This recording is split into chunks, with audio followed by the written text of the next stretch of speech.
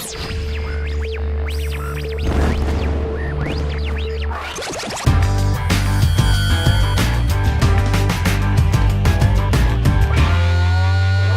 Gary, where are you based and what do you do?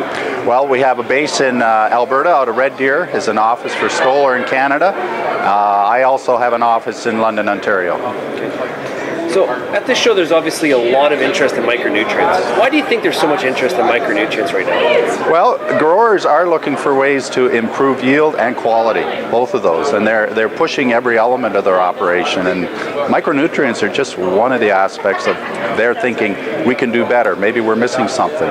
So the food that the plant needs, quite often we'll find there's a hidden hunger.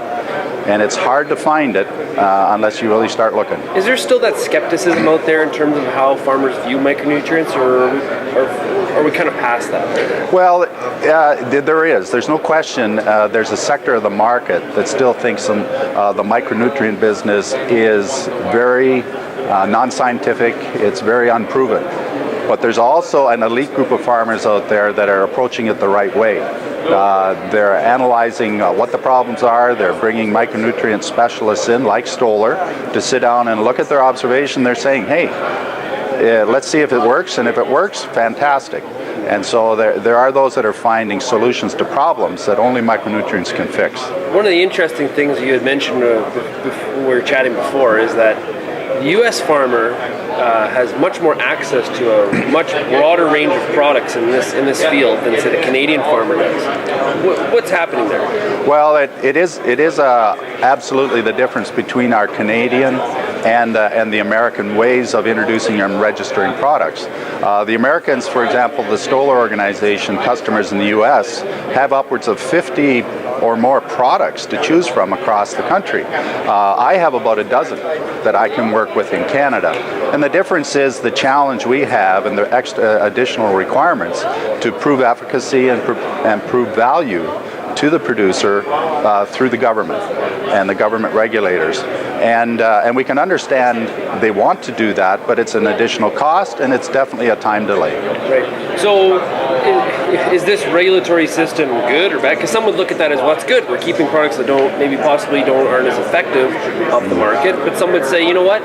I like the sort of more trying new things and being innovative kind of approach to the market introduction.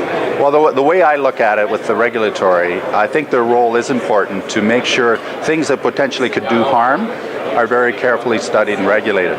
But for those that it's demonstrated, there's no way there's harm. So let's relax a little bit the requirements for those products. Let them come in without the strong proof of safety and efficacy, and let's let the farmers try them out. Let's work with the companies, because the companies know if you're, the companies that are very responsible and want to be long-term in the market have the same objective. We want products that are going to work for these growers. Is there still a lot of room for growth for micronutrients in Canada, do you think? Are we just kind of are we topping, or are we just kind of at the start? The U.S. market estimate right now, I think, is somewhere in the neighborhood of $300 million is the micronutrient business. Over the next 10 to 20 years, the numbers go into the billions of dollars is where the industry is at. So there's no ceiling right now with the way the current market is, cropping production, and the value. And what we've heard at the conference here this week is there are customers out there that want quality and want assurance of that quality and yield. And so there's an absolute future for micronutrients to play a role in bringing that to producers. Thanks a lot, Gary. Have a good show. No problem.